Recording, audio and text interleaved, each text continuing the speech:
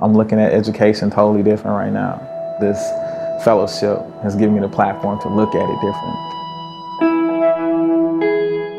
Memphis is kind of on the cusp of this renaissance of sorts. Memphis understands that the quality of education right now is not adequate for the majority of its students, and they have been very candid about that. You're starting to get a bit of groundswell in Memphis around the voice of parents and what is the voice of the community in this conversation.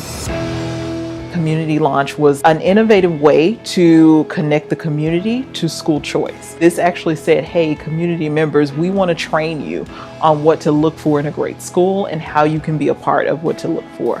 The fellowship has helped me to see that there's an opportunity to be that gateway between a school wanting to be here and a school actually being here. Community Launch has afforded me an opportunity to see the potential of what the charter schools really do have to offer. I sit and I listen and I'm learning and it is actually, I'm learning to use my voice more. How do we bring more people into the conversations that go on about what charter schools can do for your children and what we need to look for as charter schools are thinking about coming into our neighborhoods, our communities?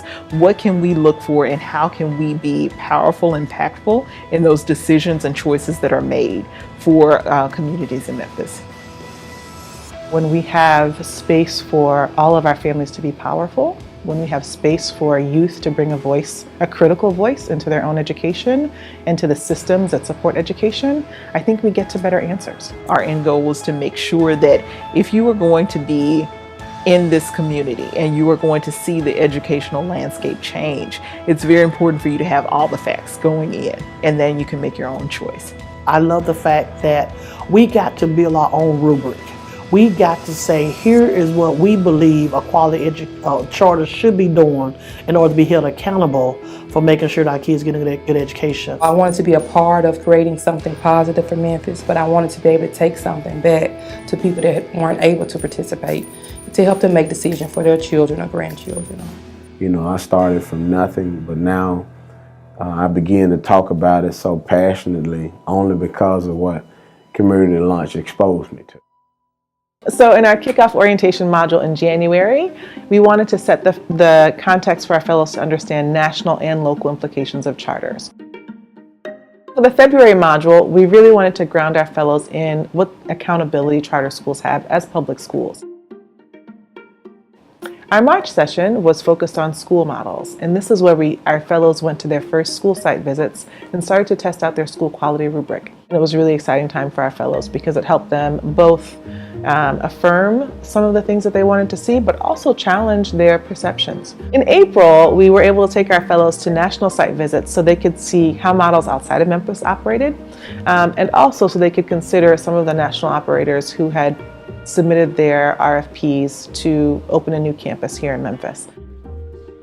We specifically designed the May session so that they would have room to collect more data for their national endorsements if they needed to, and for them to think about what their parent and community engagement ideals were as this new operator was coming into Memphis.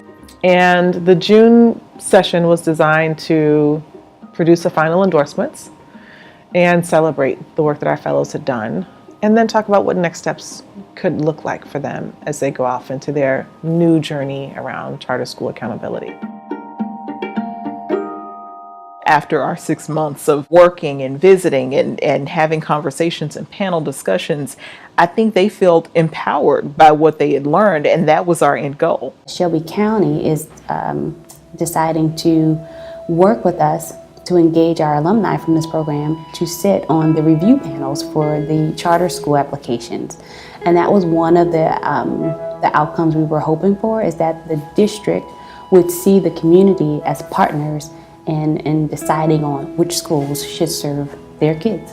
I think for me as an educator, one of the things that was most powerful was seeing our fellows do this work. I took so much away from Community Lunch. I would go home and buzz my mom, telling her everything I learned.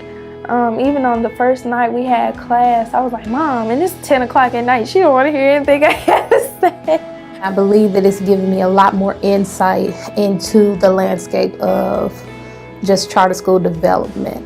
to have some people to go this distance just to ensure quality for our kids, man, that's like, it's bigger than a Super Bowl performance, you know? It's pushed me to think about what's going on in my school and how can I help and how can I try to change to make it better for my other students or my other peers. I think if they can live up to the name, you know, if you can really live up to that name, community lunch, like we're trying to launch a different community, you know, trying to make it different, trying to make it better. We can train our youth and their parents and grandparents to come and do these school quality rubrics for our communities.